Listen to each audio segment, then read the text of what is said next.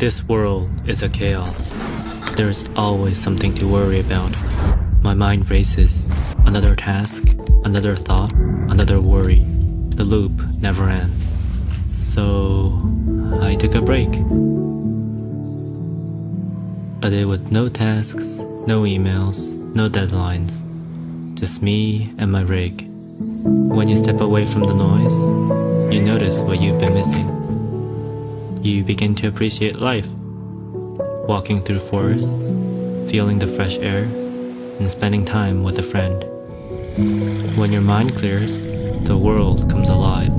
The autumn breeze, the colors of the leaves, the sounds of the wind. After a day like this, I feel calm, rested, ready for what's next. Because sometimes, a moment to recharge and reset is all it takes to know everything will be alright.